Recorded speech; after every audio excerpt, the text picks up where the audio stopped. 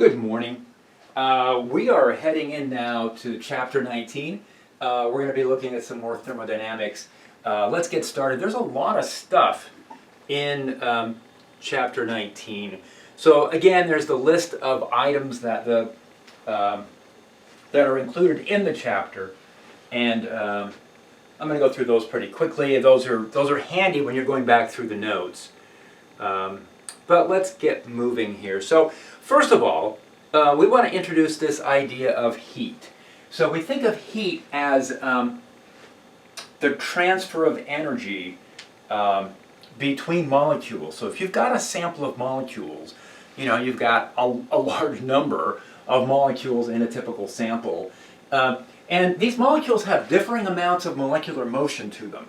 So just at a given time, some molecules are moving faster, maybe they have more rotational energy. But as the molecules run into each other, as they interact, this energy gets transferred back and forth. Now, we talk about thermal energy as kind of a combined energy of all of those molecules. But it's a moving target, right? Some molecule might be moving fast at some instant and then slow down.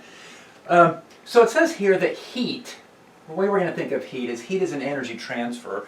So heat actually corresponds to when we transfer energy in to our sample or transfer energy out of a sample of molecules. That's what we're referring to as heat. So, and again, it's molecular motion. What we're doing is we're bringing down the molecular motion when we transfer out heat. Or if we're transferring heat in, we're picking up the molecular motion inside. Let's see, they say the unit of heat is calorie. For some reason our author of our textbook kind of still likes the unit of calorie, but calories are on their way out. Calories are not standard units. Joules are the standard units, and very quickly, in the next slide here, this goes back a couple hundred years when people were able to demonstrate that a certain amount of mechanical energy was equivalent to a certain amount of heat energy, and it's actually Joule that did these experiments. These were the Joule experiments. Okay, so let's be careful in our definitions here. Let's be clear on our definitions. So heat, officially, we want to call this the energy that's transferred from one object to another due to a difference in temperature. Now, if we say one sample is at a higher temperature than another, what we're really saying is just the molecules over here, on average, have more translational energy. They're moving faster. They have more rotational energy. But if we let those molecules come into thermal contact just means that those molecules are able to bump into the other molecules, and just because of random chance, it's just a statistical kind of thing. If you have a bunch of faster moving molecules, a bunch of slower moving molecules, and they start running into each other randomly, pretty soon, the energy is just uniformly spread through the sample.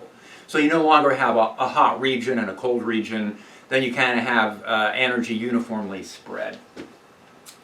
The temperature of a sample of not just a gas, but any kind of material, is a measure of the average, should have the word average here, the average kinetic energy of its molecules. So you could have two samples, same size, 20 degrees, 50 degrees Celsius, let's say. On average, if I pick a molecule from the 50 compared with the 20 Celsius, on average, I'm going to end up with the molecule I pick from the 50 Celsius sample with more energy. But that's not true molecule for molecule. It's only an average statement. So it's entirely possible to pick something out of my 50 Celsius sample, the molecule that happens to not be moving very fast, and pick one out of my 20 Celsius sample, a molecule that happens to be moving faster than average. So it would be faster than the one I picked out of the 50. So again, temperature is just an average statement, average kinetic energy of the molecules in that sample that I'm measuring temperature for. Heat is the random transfer of energy. The molecular energies include translation, moving from one place to another, rotational energy, and vibrational energy from molecule to molecule. So kinetic energy, it just gets spread around statistically. So if you put those in in contact, then the energy gets spread from one part of the sample to the other, and pretty soon it's all at thermal equilibrium. Now, here's the first example that they came up with. So I went ahead and wrote up solutions to these. It says working off the calories. Suppose you have some ice cream and cake, and it's 500 calories, and you decide you're gonna use that 500 calories. You're gonna go exercise. You're gonna go climb some stairs or maybe a mountain. On 500 calories, how high could you climb? Now, a couple things to be aware of here. Here's my ice cream and cake example 19.1. It says 500 calories, but you know that's food calories. So those are kilocalories. And so it's not really 500, it's 500,000 calories. Now, calories are not standard units. So I'm going to get that converted into joules right away. And the conversion here is 4.186 joules per calorie. And so what I've got is about 2 million joules. So, you know, when you sit down with the ice cream and cake, you don't want to think 500 calories. You want to think, that's about 2 million joules of energy content in that ice cream and cake I'm about to eat. Now, this is chemical potential energy. When we talk about this, what your body's going to do when you ingest this, it's going to run a whole series of chemical reactions. So, and what chemical potential energy corresponds to is it's going to start with some carbohydrates and some lipids and some proteins. It's more complicated than this, but at the end of the day, oxygen that you breathe is going to be combined with these carbohydrates, for example. It's going to produce water, it's going to produce CO2. You're going to exhale CO2. Now you're eating proteins too, and the proteins have a good amount of nitrogen in them, and so this is given off as urea. So your body metabolizes this, and the chemical potential energy, starting with proteins and carbs and lipids, fats, and combining them with oxygen, results in these compounds being given off. So it's the difference in potential energy between these compounds and these compounds that are given off. And kind of the interesting thing about this is, well, what is chemical potential energy anyway? And inside these molecules, you've got nuclei that are positively charged, you've got electrons that are negatively charged, and if you allow the protons and neutrons to get closer to each other, that lowers the potential energy. So you have more potential energy in chemical bonds where the electrons and the nuclei tend to stay farther away from each other. So on average, in these molecules, the electrons and protons are separated more, and in these compounds, the electrons and protons are closer together. We'll see this when we get into electric forces and electric potential energy, but basically that's what it is. This chemical potential energy we talk about, it's electric potential energy due to the arrangement of protons and electrons. Okay, so getting back to chapter 19 here. So I'm going to go climb this hill or this mountain or whatever it takes. I'm going to imagine that my mass is 70 kilograms. They may have said that. And what I'm going to do is I'm going to take my 2 million joules that I've got, and I'm going to convert that all into gravitational potential energy. So the idea is I'm thinking of myself as an object. I'm a 70 kilogram object. And lifting a 70 kilogram object to some height is going to use all this 2 million. So I've solved for the height. I put in Earth's gravitational. Why did I put in 10? I should have put in 9.8. I guess I really was just estimating here. Anyway, 9.8 newtons per kilogram is this, the gravitational field for Earth. And I'm getting 3,000 meters, so that's a pretty good sized mountain. That's like 10,000 feet, right?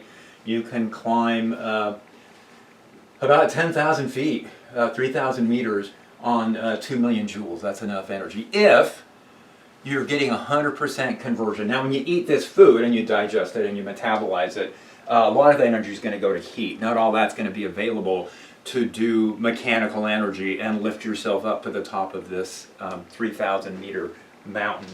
So this is definitely an overestimate, but kind of get the idea here. All right, if I have a sample of molecules, if I combine all the energy of all the molecules in my sample, we refer to that as internal energy or thermal energy. So I wrote that down here too. Thermal and internal energy. For now, it's kind of interchangeable. We'll talk more about specifically how internal energy differs from thermal energy. Thermal energy is usually associated with just the kinetic energy of the molecules. Turns out the molecules can also have potential energy. So we'll look at that. Let's see. Heat, so now is going to be the transfer of energy between the sample and its environment. So it's the transfer of energy between sample and environment. Temperature is the average molecular kinetic energy, or it's a measure of that. Now, what kind of energies do molecules have? And we keep talking about what's called translational energy. So the translational energy of a molecule is 1/2 mv squared. Now, the V's on these molecules aren't all the same. There's this statistical distribution. Some are going faster, some are going slower, and then that changes from collision to collision. So what we do then is we do an average kinetic energy by putting an average sign over V squared. So we saw this when we were doing RMS velocities. Now, for a monatomic gas, something like helium, neon, argon, or krypton, or xenon, they don't form compounds. So if I have a sample of neon or helium or krypton, it's a collection of individual atoms. And for an individual atom, that's pretty much the only thermal energy that we're going to talk about is just translation. So the only thing these molecules can do is just move from one place to another. It turns out it's not necessarily meaningful to talk about rotation for an individual atom. The nucleus is right at the center. That's where almost all of the mass is. So rotational energies don't play into this. So for our monatomic gases, we are going to have the total internal energy is going to be given by taking the average kinetic energy of translation and multiplying by the number of molecules. Now, what we know is that what we showed in chapter 18 is that the average kinetic energy could be replaced by 3/2 kT. And so what we can do is say for a monatomic gas, the internal energy is going to be 3/2 N kT, where T is the temperature, little k is Boltzmann's constant. That converts between temperature and energy, average energy. N is the number of molecules, and 3/2 comes from the 3/2 that we saw for the kinetic energy. If you trace it back mathematically, it does turn out that the 3 is related to the fact that we have 3 spatial dimensions. You can have velocities in the x, velocity in the y, and velocity in the z.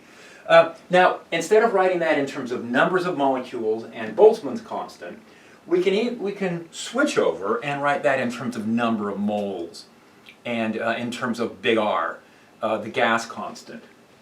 Okay, so that's the internal energy for these monatomics.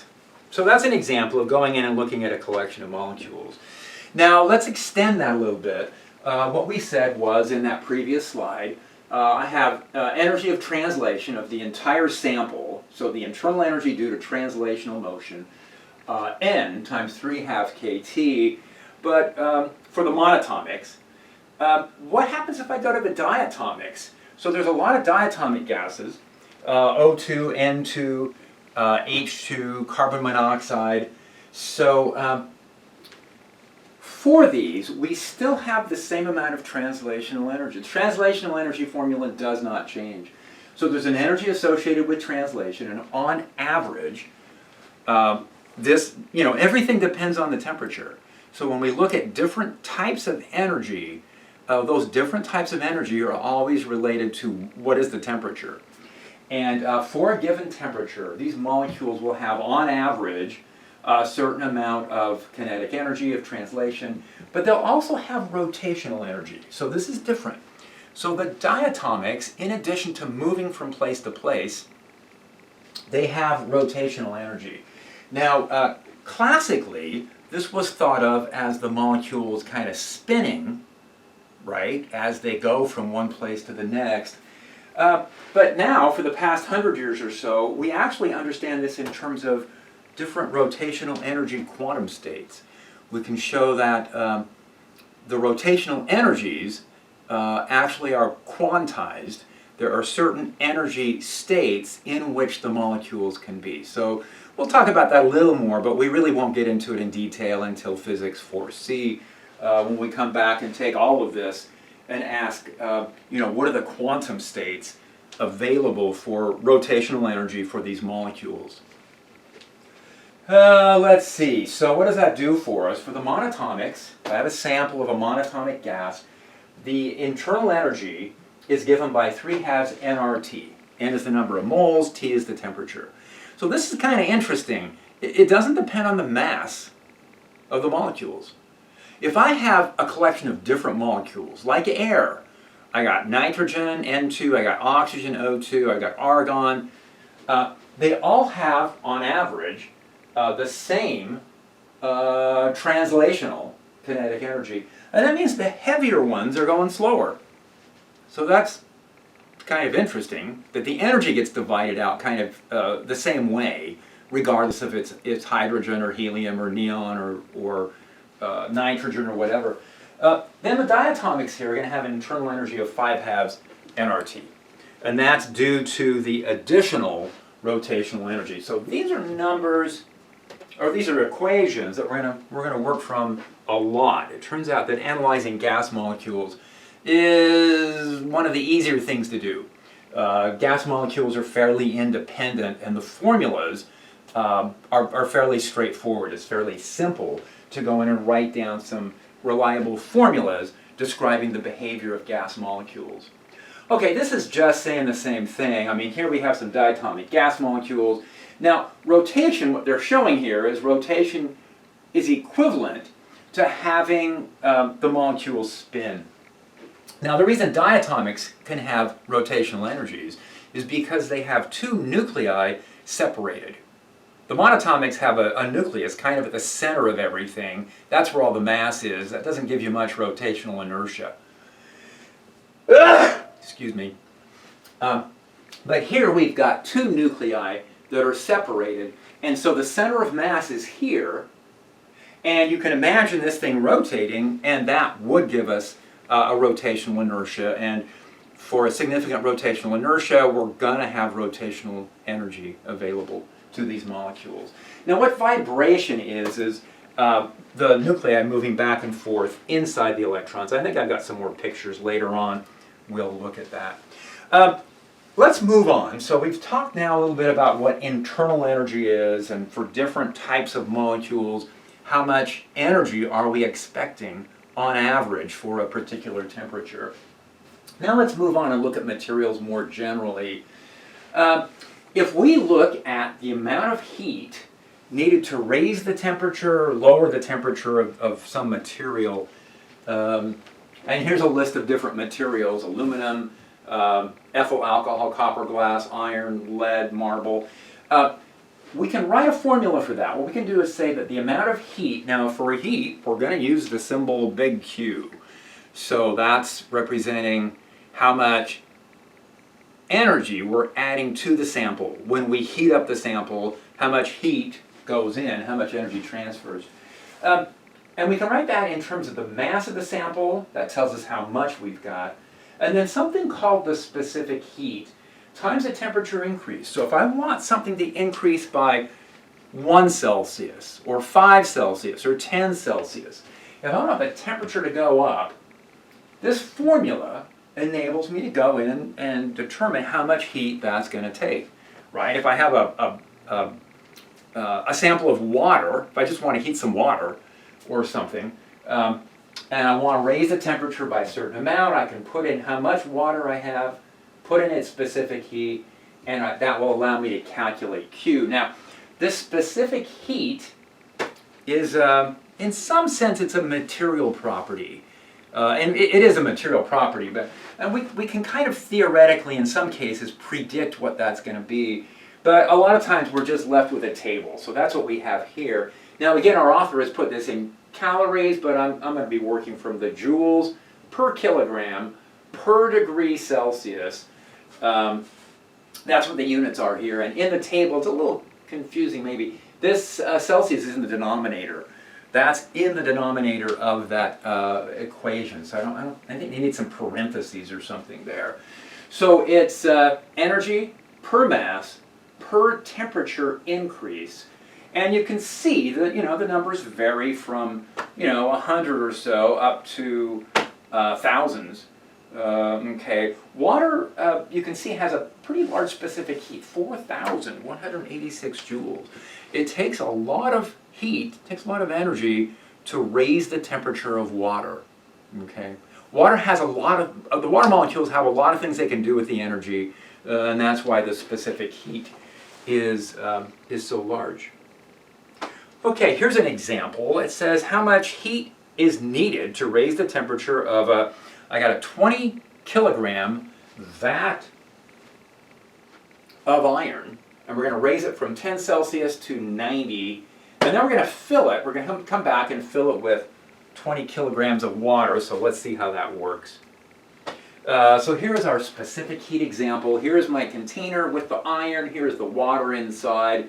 We're going to go from 10 to 90. That's a temperature increase of 80 Celsius. So I know what my delta T is. That's given in the problem. Now, something I want to introduce now is, let's think about this. If I have a formula that is a delta T formula, if it's a formula that's telling me how much is the temperature increasing or decreasing, I can use units of Celsius or kelvins. Celsius and kelvins are the same size unit. They're just shifted. So anyway, I'm going to kind of go back and forth. I want you guys to get used to seeing kelvins in some of these calculations. So I'm going to kind of jump back and forth and show that you can, these are kind of interchangeable. As long as it's a delta T. We're going to see other formulas later on. Actually, we've already seen formulas. Let's go back and look at this. In fact, that's something we should emphasize right now. All of these internal energy formulas, all of the T's in these formulas, they're absolute temperatures. Those have got to be in kelvins. Those have always got to be in kelvins. So all of these internal energy formulas, it's kelvins. Kelvins is where zero really means zero. If the temperature goes to 0 kelvins, we say that essentially we can think of it as no energy left in the sample. All right, so let's do this. What we'll do is we'll practice using our formula. Here's the formula right here. It's the heat formula. And for the iron, we'll put in the mass times the specific heat. I looked this up. And per kilogram per Kelvin times 80 kelvins and 720,000 joules. So that's how many joules I need. It's 20 kilograms, so that's a pretty good size. Now if I do the same thing for 20 kilograms of water, notice that 20 kilograms, the specific heat of water, it's like 9 times bigger than the specific heat for iron, gram for gram. Now, grams, we like to use grams with our specific heat because if I'm in the laboratory and I've got a scale, I can easily measure grams. Now, moles actually make more sense because when we're counting moles, that's a measure of how many atoms or how many molecules I have. So kind of in a theoretical sense, thinking about what the molecules are doing, it makes sense to work in terms of moles, but in laboratory, for convenience, we want to work in terms of grams. So we'll see both examples here. So I went through and calculated this for water, and sure enough, it's 6,700,000 joules. It's like 9 times more, right? Or almost 10 times more, pretty close, times higher than it is for the same mass of iron. Now what I want to do is I want to go back and rethink this in terms of molar quantities. So water has a molar mass of 18 grams per mole. It's H2O, the formula there. Iron, a mole of iron is 55.85 grams. So these are the molar masses, and so what we can do is let's rethink our sample here. if I take 20 kilograms of water and I use this molar mass, I get 1,111 moles. And if I take 20 kilograms of iron, I only have 358 moles. Well, one of the reasons that the water specific heat was higher was that for the same mass, we've got 3 or 4 times as many molecules of water. So that's maybe not the best way to compare this. So what I did was this. I took the specific heats, well, let's see, the water one, 4186 joules per kilogram, and multiplied it by the molar mass. So when I multiplied this by the molar mass, it turns out that water, if I take 1 mole of water, the specific heat 75.3 joules per mole per Kelvin. Whereas for the iron, it's about 25.1. So that's interesting. So the water still, even in terms of numbers of moles, numbers of molecules, an individual water molecule stores more energy than an iron atom does, but not by nearly as much. So this is a better representation. It's saying that, molecule for molecule, the water molecule stores 3 times as much energy for every Kelvin that the temperature goes up. Okay. All right. So think in terms of grams and moles and being able to switch back and forth. That's important. Here's just some rules for calorimetry. So I think I'll go through these pretty quickly. Let's see. Calorimetry, what it consists of, is taking samples of different temperatures and putting them in contact with each other. And typically what we want to do is we want to isolate them. So for this calorimetry, there are closed calorimeters, open calorimeters.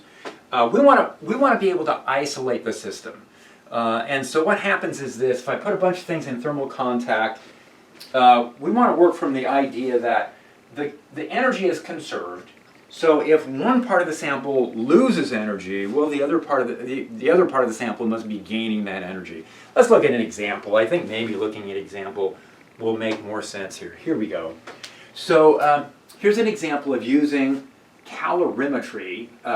What we're going to say is that I have a teacup, and the teacup is made out of glass, and it's sitting there on the table, and it's at 25 Celsius. Now I'm going to pour some 95 Celsius water into the teacup. Here it comes. So here is the water initially. The pot's not part of the problem.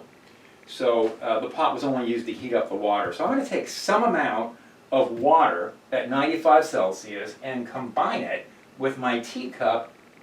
What's going to happen to the temperature of the water? What's going to happen to the temperature of the teacup? And you go, well, some of the Q will transfer. There's going to be a heat loss from the water, and that heat is going to go into the teacup. So let's see how this looks when we set this up. All right, here's my diagram of how this works. Here is one part of my system. I have a sample of water. Here is the other part of my system, and it's a glass cup. And see, it's just a block. It's just a sample. So I've got the glass starting out at 25 Celsius. I've labeled that as temperature of the glass. Temperature of the water starting as 95. And then here is the combined sample at equilibrium. So I put these in thermal contact with each other, and the temperatures, they reach some equilibrium temperature. And so what we can do then is we can say that, and I guess I use T. You could write T in here. I should have put a T here to show the equilibrium temperature. That's what we're after here. So here is the amount of heat coming out of the water. Heat's coming out of the water, and it's going into the teacup. And so the heat coming out of the water depends on the mass of water, the specific heat of water. Now I wrote the temperatures in a way here where I'm going to get a positive answer. Depending on how you set up your delta T's, the answer could come out positive or negative. I prefer working in positive quantities, and so I set it up so that this would be a positive quantity. And then as far as the absolute value of the heat that's going into the glass, mass times specific heat, and then the equilibrium temperature minus the starting temperature of the glass. All right, so what I can do now is I can take these two expressions. So the idea is the heat was contained within the system. So the system had two samples in it, and the samples exchanged heat. And I'm going to set that amount of heat equal. And then I went through and did some algebra and solved for equilibrium temperature. Now the equilibrium temperature I ended up with was 85.8 Celsius. And so I was a little concerned about this. I was thinking, well, that's pretty close to, it's not like an average of the two. You know, it's not like halfway between 95 and 25. Why is it so close to the water temperature and the glass temperature really changed? Well, let's take a look and see. First of all, the masses aren't too different. The specific heat, the water mass was 200 grams, the glass mass was 150, but look at the specific heats. Water has a specific heat like 5 times as large as the glass.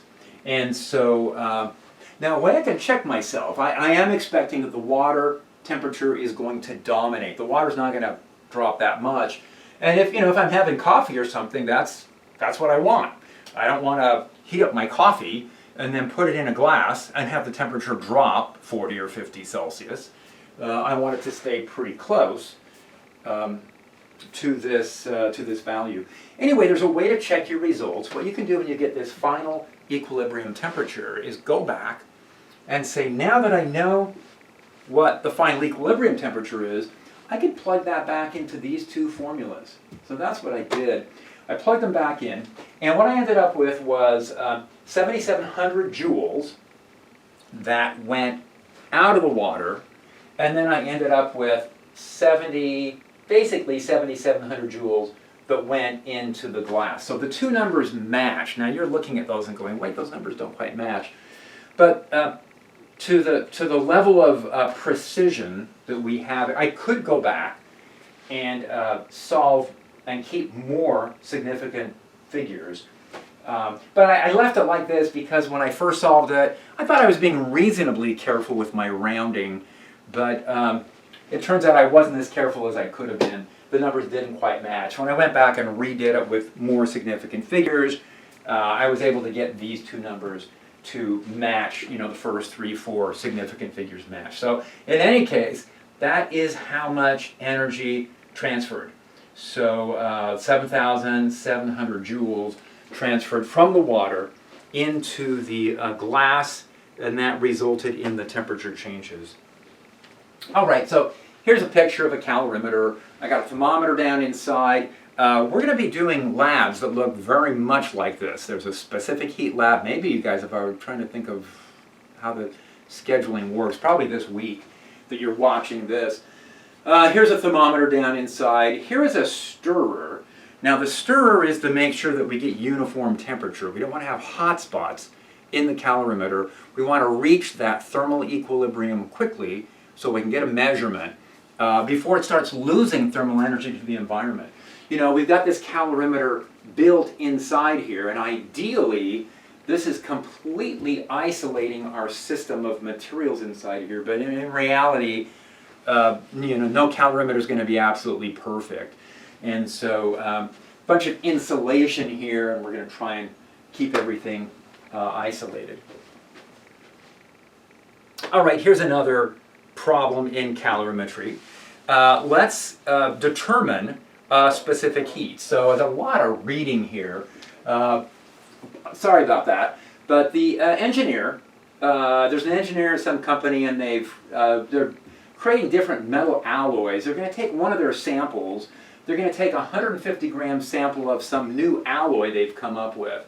Now they're going to raise this up to, it's a pretty high temperature. They're going to raise this up to 540 Celsius, and then they're going to put it in the calorimeter with some water. So it's placed in a 400 gram sample of water, and the water starts out at 10 Celsius, and it's inside a 200 gram aluminum cup. So Anyway, let's move on and see what that looks like. So the idea here is, here's my calorimeter, here's the water. Now, if you watch the videos of our calorimeters, they look kind of like this. There's an inner cup, and that inner cup is going to be, it's aluminum, it's going to be the same temperature as the water. So as the water goes up and down in temperature, that aluminum cup is going to change temperature also. So, and then we're going to take that metal alloy that we heated and put it in the water and see what the final equilibrium temperature is. So let's take the numbers that they gave us in that example and let's work through it. Here is my formula for calculating the heat. Here is the water. So the water was 400 grams, had a specific heat of 4.186 joules per gram per Kelvin, and the delta T was 20.5. That gave me 34,325 joules. You can see I'm keeping more significant figures this time. So 34,325 joules of heat went into the water of the calorimeter. Now the calorimeter cup, the aluminum calorimeter cup, is also going to pick up some of that heat. So same formula, but now I'm putting in the mass of the aluminum, specific heat for aluminum, same delta T, and that's only like 3,700 joules. So you can see that 90% of the heat went into the water. Water's great in calorimetry because it absorbs a lot of heat. And only 10% or so went into the aluminum cup. All right, so let's now look at how we're going to keep track of that heat. Well, where did this heat come from? Well, it came from our sample. So the Qx is what I'm thinking of as the heat in the sample. And so the metal sample that we put in must have provided the combined heat here, the 38,000 joules. So 38,000 joules came out of our metal alloy sample that we put in. Now I can write the same formula down, and I can solve that for the specific heat of this metal alloy that we've produced. So, here's a new alloy. Let's run some experiments on it, find out what its thermal properties are. Solving the formula here, I put in the 150 grams for the sample. Notice here that the delta T is huge, right? Because the metal sample started out at 540 Celsius and dropped down to that equilibrium temperature. Anyway, this worked out to be 0.497 joules per gram. I'm going to report that as 497 joules per kilogram per Kelvin. It's pretty similar to iron. If you look back on that table, iron was about 450, and this new alloy that we've produced, I don't know if it's an alloy of iron, but it's 497. Okay, so specific heats, you want to be able to work those problems. There's homework problems, there's the examples that we've looked at here. Definitely take a look at those. Now let's move on. There's another sort of heating that takes place. It's not related to temperature, it's related to phase changes. So this diagram here is saying, look, if I started with, let's say we start with some ice, and we start with ice at minus 40, I guess, there we go. So the temperature scale is here, and the horizontal scale is we're adding, they're doing this in kcals, why aren't they doing it in joules? Anyway, so we'll just talk about it here. Let's start with some ice at minus 40. If I start putting heat in, I start adding heat, temperature goes up. Now ice has a different specific heat than liquid water. The different phase is going to make a difference in what the specific heat is. So I've got to look that up in the table, and it was there. And then once I get to 0 Celsius, if it's 1 atmosphere pressure, what I find is I'm putting heat in, but the temperature's not going up. Instead, the ice is melting. So this is an example of a phase change, and phase changes require energy. What you're doing is you're disassembling some structure where the molecules have attached themselves. These are potential energies.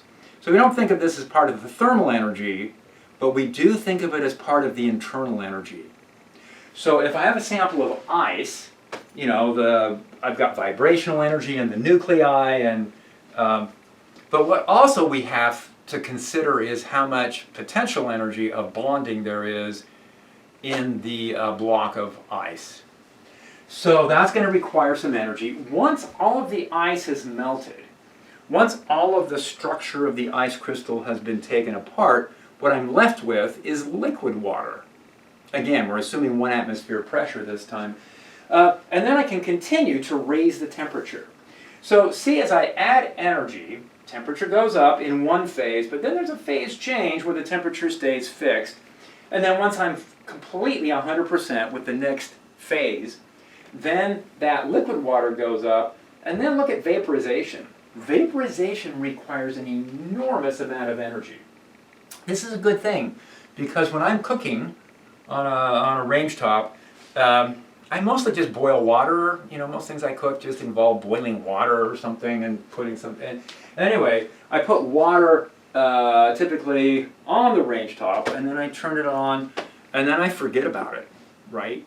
And so, fortunately, the water has such a large latent heat of vaporization. It only takes, a few minutes for the water to come to boil. But it could take, 20, 30 minutes for it to vaporize. That's good, because I forget about the water, and as long as I have 20 or 30 minutes before I scorch the pan, that's a useful thing. All right, and so what we're seeing here is that there are these specific heats involved with temperature changes, but there are latent heats involved with phase changes. Now here's a table of latent heats for a bunch of different materials, and again, I'm going to ignore the calories and just stick with the joules per gram. So you can see some of these heats of fusion. Now that's melting. The largest one here, again, it's water. So, disassembling those water molecules that have locked into place in ice requires a fair amount of energy. And then we've got heats of vaporization. Now, the heats of vaporization, again, water is really large. But you see the other items that are pretty large here are metals. Vaporizing a metal, it requires a lot of energy. Okay, so anyway, we're going to be using these numbers, the 2260 for vaporization, the 333 for fusion for water. We've got a number of problems that involve water.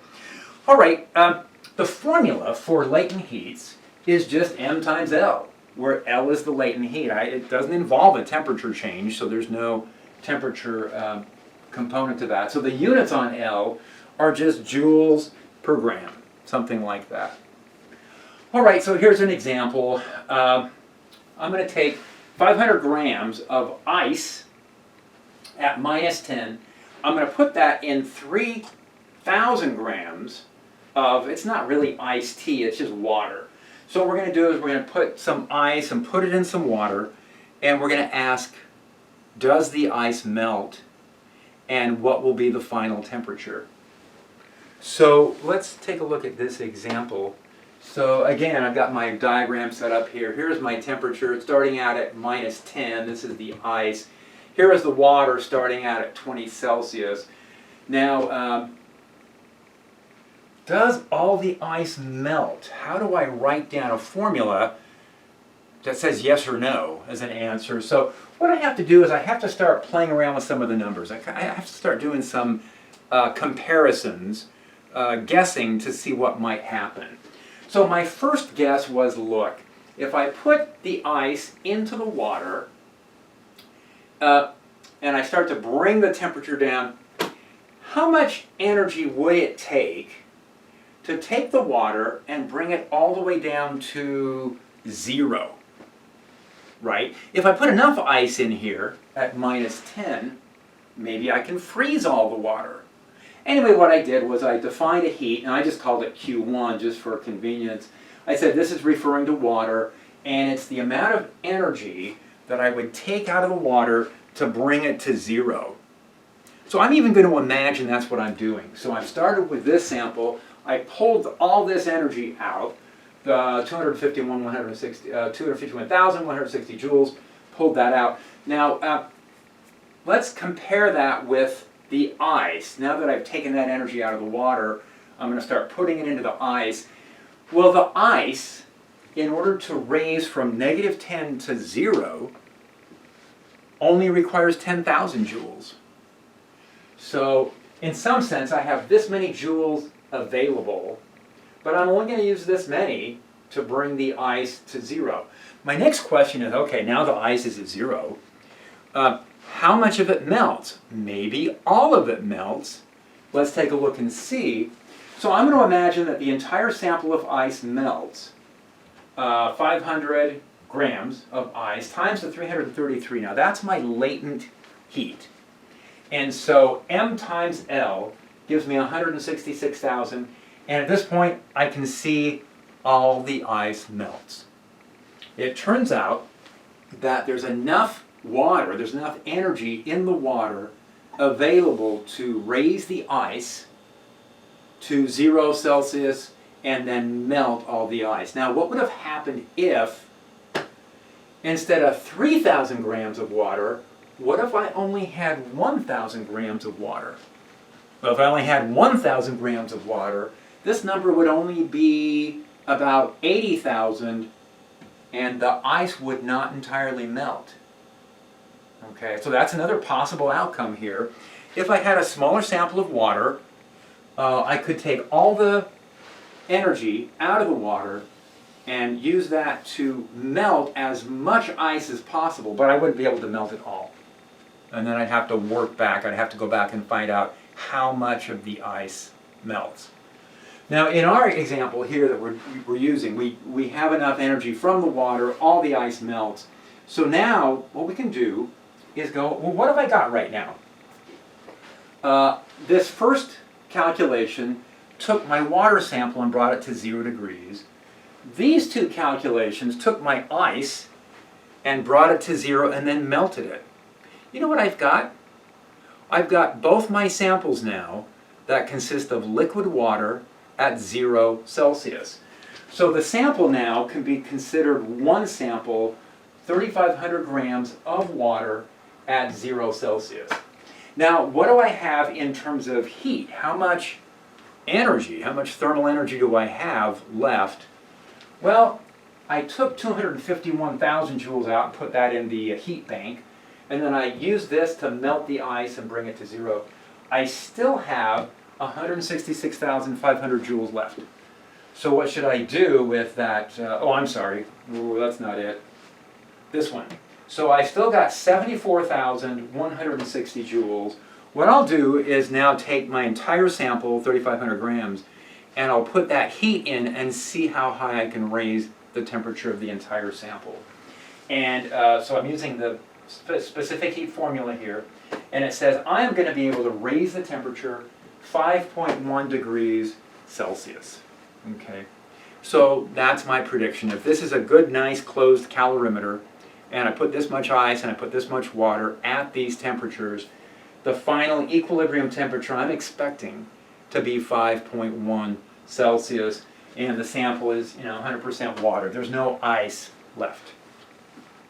So that's kind of interesting. These are interesting questions, but they can be a little tricky because you have to start going in and again trying to guess at some possible outcomes and then do some comparisons between numbers to see where things are. All right, so again, here are some recommendations for solving calorimetry problems. I think we've done all these. I'm just going to jump through them. Yeah, I think we've talked about all those. Here's one more problem. Here is determining a latent heat for mercury.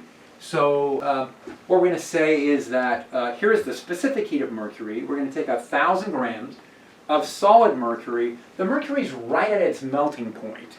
So we're going to bring the mercury right up until it's still solid, but it's just starting to melt. And then we're going to put that in a calorimeter with water. I don't know if it's a good idea to put a bunch of mercury in water. Maybe we can cool it down, get the mercury out again. I hope so. We're going to find out what the latent heat is. So here's my 1,000 grams of mercury, starting at minus 39. I got to bring it. Here's my latent heat right here. Q1 is my latent heat. and m times L, and I don't know what that is. That's what we're solving for. So in order to solve for L, we want to solve for Q1.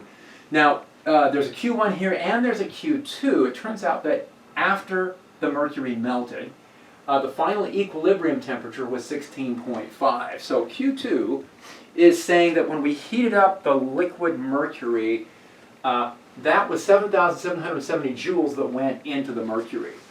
Now, at the same time, what happened was, I guess I got to go back and look at the starting temperatures. So the calorimeter is starting out at 20 Celsius, and then it's going to drop to 16.5. So notice that the water inside the calorimeter and the calorimeter cup this time, they only dropped 3.5. That's not much of a temperature drop, and that means that our results could be a little uncertain because those are it's such a small number. We have to have a good precision thermometer to accurately measure that 3.5. But I used the specific heat formulas, M, C, delta T. For the water, I got this. For the aluminum, I got this. It totals like 19,000 joules. So now what I'm going to do is say, look, here's what happened. The mercury went through two stages. It went through a latent process. It went through a specific process. I called those Qs Q1 and Q2. Now that's where the heat was coming in. Where did the heat come from? Heat came from the water and the calorimeter. Now I've calculated that number. What I want to get at is Q1. I want to find out specifically how much heat went into melting the lead. I want to get that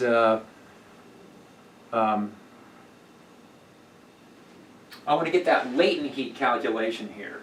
So I switched this around and said that Q1 is Q3 plus Q4 minus Q2, and I've got all those calculated. So it says that, you know, the melting process itself for the mercury was 11,386 joules. So the sample is mercury, and I can solve now for the latent heat by taking that amount, dividing by 1,000 grams. From the numbers given, I am stating, I'm concluding that the latent heat for mercury, according to our measurements, 11.4 joules per gram. I looked it up. So I took a look on, at some tables online, and yeah, it matches. So 11.4 joules per gram is the latent heat of fusion for mercury. Okay, so this is just it's a lot of, so again, these are the slides that the textbook provides, and what I'm trying to do is use this as a starting point so that this is going to feel more like the textbook, and then I'm going to adapt as needed and fill in and try and make sure things are clear. But there is a lot of writing on some of these. Latent heat of vaporization occurs with evaporation. So evaporation processes too. Evaporation processes involve latent heats. And down lower what it's showing is that this isn't the latent processes are not related to kinetic energies, they're related to potential energies. Potential energy, all right, let's, we talked about molecular energies, we talked about specific heats and latent heats, and how to do calorimetry problems. Those are all important. We're going to move on and start moving towards kind of applications of some of these processes. Let's keeping track of energy balances. So let's do that. This is the first law of thermodynamics, and the first law of thermodynamics is energy conservation. It says in a sample of molecules, if I add energy, that energy is going to go into the molecules, and it will result in either a temperature increase or a phase change of some sort. Now, what we're going to ask then is, well, how could I put energy in? And up until now, we've been looking at heat, but now we want to introduce a second way. It's called work. Work occurs if we compress a sample. We actually can transfer energy in. We don't have to heat it up by putting it in a high temperature environment. Simply by compressing something, a sample, you can put energy in. You can see a temperature increase if you compress a gas sample, for example. Or you can allow something to expand. If you let something expand rapidly, or if you just allow something to expand, you can actually cool the sample. So let's see how we've looked at Q. Let's take a look at work here. Now I threw this in. I guess this probably goes before that last slide, maybe. I did want to come back and just talk very briefly about internal energy formulas. Let's say that we have a sample of nitrogen, and the internal energy here was given by 5/2 nRT. That includes translational and rotational properties. Now that formula appears to tell us that all the way to absolute zero, the internal energy will just linearly decrease. It's directly proportional to the temperature, and as the temperature drops, the energy of the molecules goes down, and once I hit 0 kelvins, there's no energy left. Now that's not quite the whole story, right? Because what's going to happen with nitrogen is at some point, nitrogen is going to liquefy. So this formula that we have, the diatomic formula for nitrogen, 5/2 nRT, that worked pretty well down until the nitrogen liquefies, and then it's not a gas anymore, and it's going to have different thermal energy properties. And so what happens here is that we have a latent process, and I looked this up. So let's think about this. Let's say that we have 1 mole of nitrogen molecules. Now the molecules are N2, so 1 mole would be 28 grams. I went in and did the, well actually it's just 1 mole because of the formula we're working with here. So I used the 1 mole and I plugged that in, and it says that at 77 Kelvin the remaining thermal energy in my molecules, internal energy, would be 1600 joules. But then I looked up the latent heat of vaporization for nitrogen, and I used my molar mass. Turns out that the molar latent heat is 5600 joules.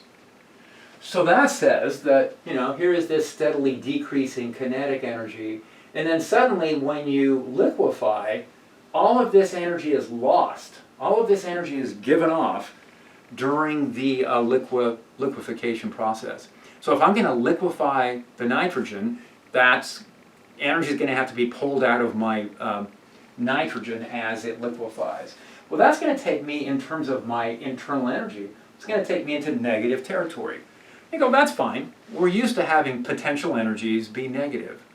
And so this formula works down until the nitrogen liquefies, and then I've got to start introducing these phase changes, and the phase changes will drop the internal energy by a certain amount, and then we go back to a specific drop, and then here is the solidification.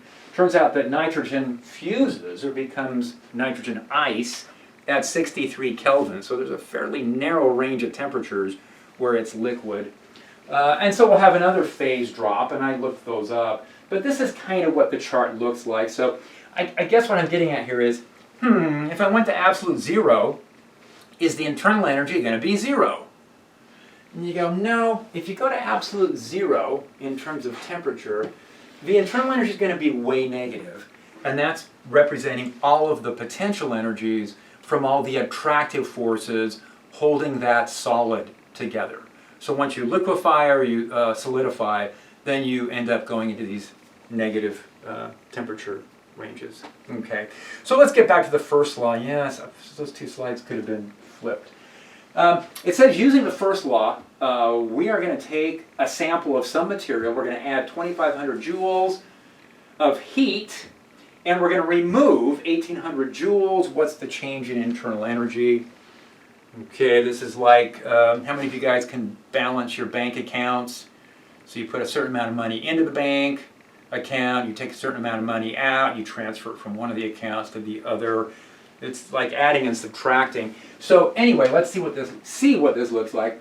So I'm going to say, here is my sample. I got a bunch of molecules in here, and this is my system that they're talking about. And what they said is we're going to put 2,500 joules in through heat. So I'm going to draw a little Q here. Say, there it goes, 2,500 joules going into my sample. Now, if that's the only thing that happens, then the internal energy, the energy of my molecules, is going to go up by 2,500 joules, right? Put $2,500 into my bank, the balance goes up by $2,500. But wait a minute, what it says is that we are going to remove 1,800 joules through work. Now, what does that look like? So we said that work involves either an expansion process or a contraction.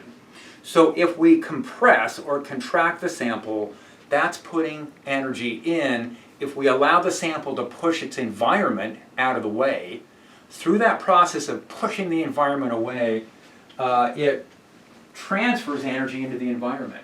So mechanically, here's a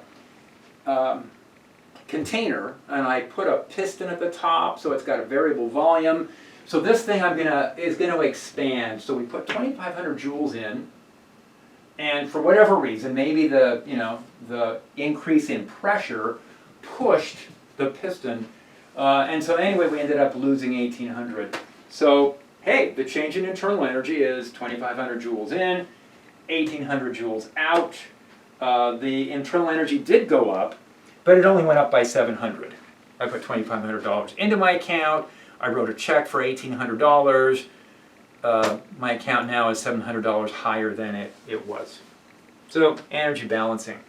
How do we calculate work? How do we keep track of specifically how much energy there is as a result of work? And let's take a look at that. The work we can calculate as pressure times any volume changes. So a couple different types of processes here. If I go from A to B on what we call a PV diagram, what that would correspond to is in my sample, what happened was we maintained the pressure, but the volume was increasing. And so the work that's done as the sample expands, the sample loses energy, and it loses an amount P delta V, because work is going to be the area under the curve. If you guys remember back to Physics 4A, we calculated work as the force times displacements.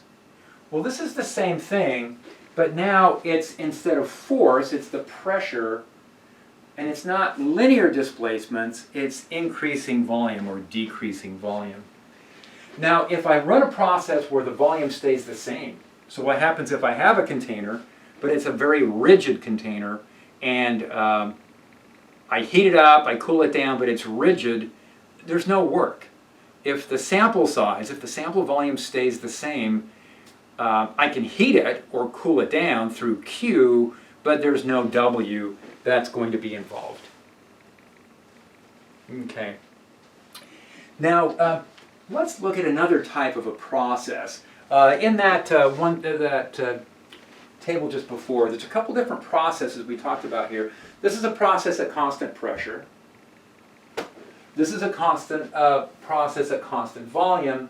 And the reason those lines are constant pressure and volume is because it's a PV diagram. PV diagrams are set up so that the area under the curve is going to tell us how much work we've got. Kind of like those force displacement diagrams back in Physics 4A.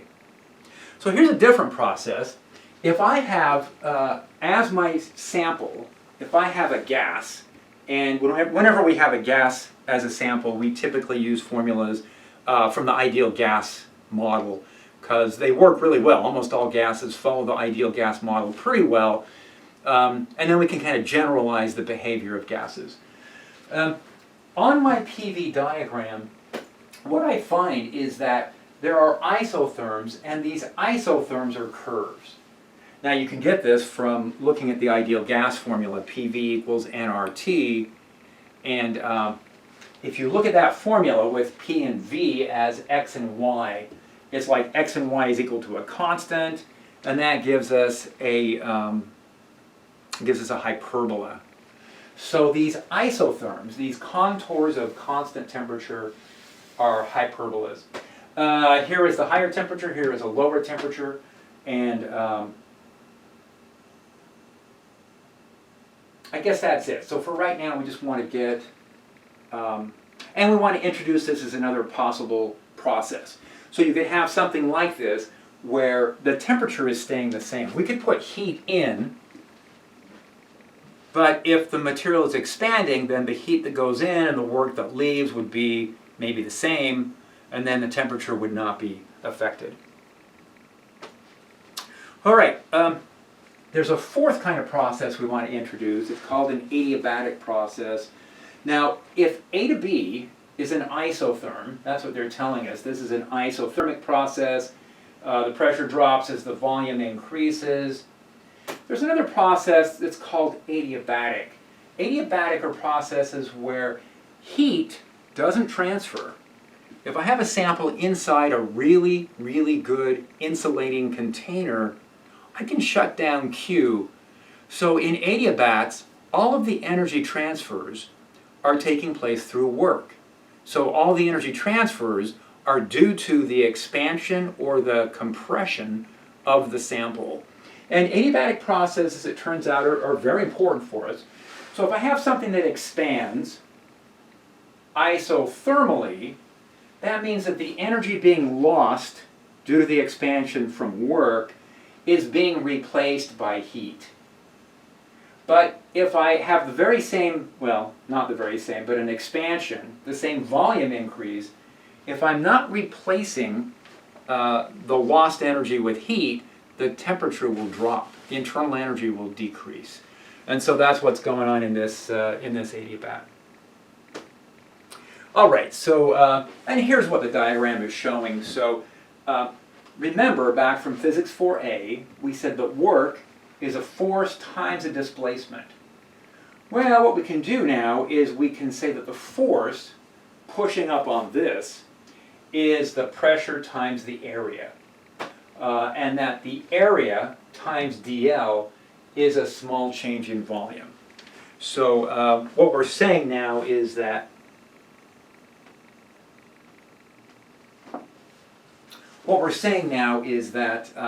this formula, the PdV, can be used in place of the FdL, and it's going to give us the same, we're going to end up with the same effect. We're going to be able to calculate the work from that. All right, so here's the first law of thermodynamics, calculating the work. Here's an example of actually carrying out an integration.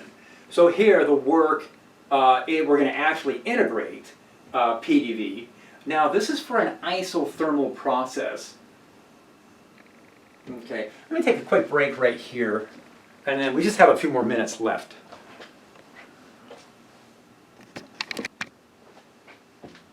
All right, back. So here we are doing a calculation on work, and this is the official formula. So before we were just saying pressure times volume increasing, but we can integrate this. So it could be that the pressure is not constant. You know, here I have an isothermal process where the pressure is varying. So it's a curve. Now what we can do then is we can start off with integrating the pressure over all those volume changes, little by little, integrating the area under this curve. Now for an ideal gas, the pressure can be replaced as nRT over V. So it turns out that I can carry out this integration pretty easily if I'm using the ideal gas formula. So nRT comes out because T is a constant. In this case, the temperature is a constant. It's going to come outside the integration. And what we're left with inside the integration now is dV over V, and that can be pretty easily integrated. dV over V integral will give us the logarithm, the natural log of V. So when I evaluate this integration, I'll get the natural log of V evaluated between the final volume over the initial volume. That gives us a nice formula. So for an isothermal process, for an ideal gas, for a gas sample, the work the energy transfer in and out as we run an isothermal process is given by nRT, natural log of the ratio of the starting and final temperatures. Okay, first law of thermodynamics applied, calculating the work, and so here we are looking at another PV diagram. So here's a PV diagram. Now the process we just looked at right now was an isothermal process from A to B, but what if we take different paths? What if instead of following an isothermal process from A to B, what if we first decrease the pressure and then we increase the volume? Well, then the work that's done is going to be different. The area under the curve varies depending on which path we take. So it matters. If I'm going from state A, a certain pressure and volume, to state B, a different pressure and a different volume, it doesn't just depend on those two endpoints, it depends on the path that we take. Calculating the work, the energy transfer during the expansion, depends on what the pressure was during that expansion process, and it depends on what the pressure was each step of the way. So let's see. So in general, we need to integrate. This formula only works if we're assuming the pressure is staying constant. Okay. So we've seen the more general case of calculating this now. So here's an example. Let's look at, let me take a quick look here. Here we are calculating the work. Maybe, oh, we got a few more minutes here. So we're calculating the work. Let's look at these two processes. So what we're doing is starting at point A, which represents a starting pressure and a starting volume. And then we're going to follow the isothermal path, and we want to be able to calculate the work. And then we're going to follow the adiabatic path. Remember, the adiabatic path was different. That's where we dropped to a lower temperature. Okay, so actually, let me come back and let's end there for the day, and then I'll be back on the next lecture.